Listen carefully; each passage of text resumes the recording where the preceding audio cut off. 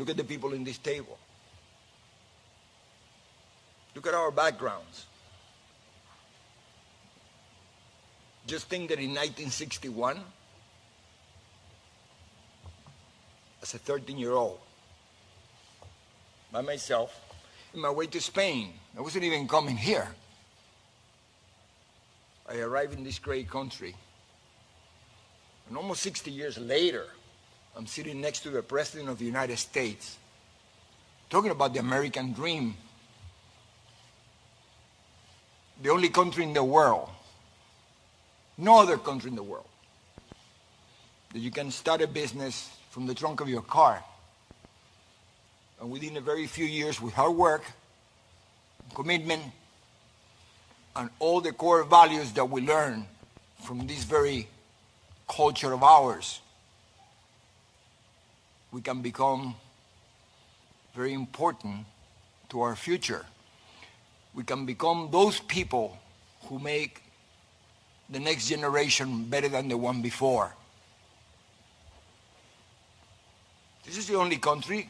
Why do you think you had to close the borders? Because everybody in the world wants to come over here. Nobody's ever forced to come over here. We come over here, in my case, because my parents chose that I would not be indoctrinated by the communist country, by the totalitarian country, by the totalitarian regime. They don't educate children.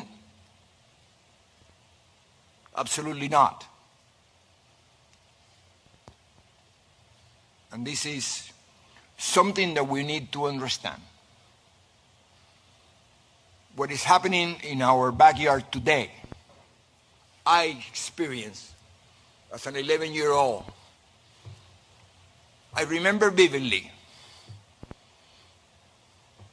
all the promises that a guy named Castro gave and how 99% of the people swallow the pill.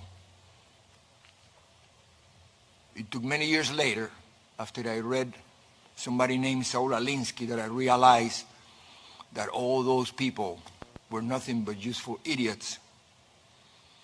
I remember Castro, while in the mountains, being interviewed and asked if he was a communist. He went crazy. I dare you, he says. Católico, apostólico y romano. I'm a Roman Catholic. Educated by the Jesuits, he was. How dare you? We even have a priest in the mountains. We used to have priests in the mountains. I remember, I was the Marist brothers, Christopher Columbus here, for those of you know.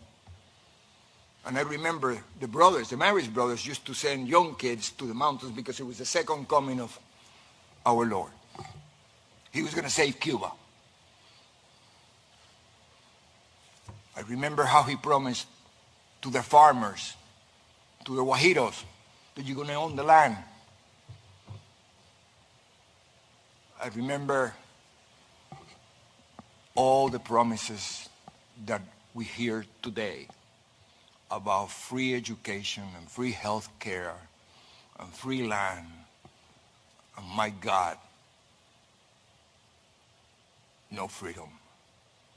But he never said that until after he was in power, got rid of all the police, got rid of all the military, been there for the last 60 years and counting. And he destroyed each and every one who helped him. The Catholic Church. Everybody. And why do I know that? Because I happened to come to this country with the very last 9 cloister nuns from Convento Santa Clara, because he had taken over the convent. And I was on my way to Spain. I wasn't even coming here because I was going to join my brother, who my parents had already sent a few months before, because he was in the age where the government will take him for indoctrination purposes. My dad, who had experienced the same thing coming from Spain at the turn of the century, running away not from socialism, communism. He knew better. I remember when he used to tell my mom, Fefa, this SOB is a communist. My mother says, look, how can you say that? He's Catholic. Look, he's worse. He got rosary beads all over his neck.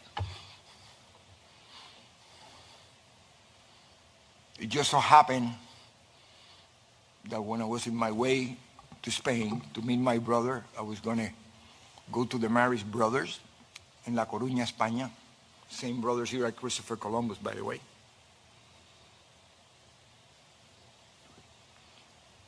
My brother died. And I was kept in this country.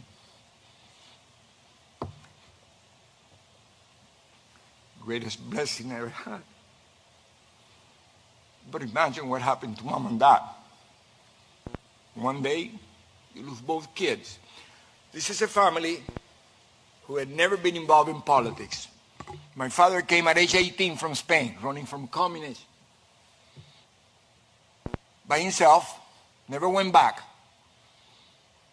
After a long, long life of sacrifice, when he was about to enjoy the fruit of his labors, just like a president that is helping us today, because he could have been just having a good time, one of his many beautiful golf courses, I know. But yet he gave up enjoying the fruit of his labors to do this. So did my dad. That's why I love you. Exactly the same. So when they're about to do that, from one day to the next, they end up in this country with the shirt that he was wearing on his back. And Little Maximo have been here already 4 years. But thank God for Pedro Pan. Talking about socialism, Catholic Church, 14,000 kids who came like me in this country without parents. And we were provided an opportunity. This is what makes our country great. They didn't give me free nothing. They gave me the opportunity. That is the most valuable thing in the world.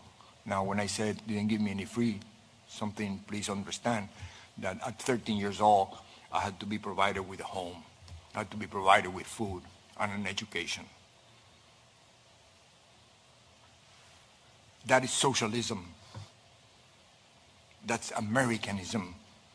That's the America that these people are trying to destroy today by using funny terms like socialism. They're not. They're communist.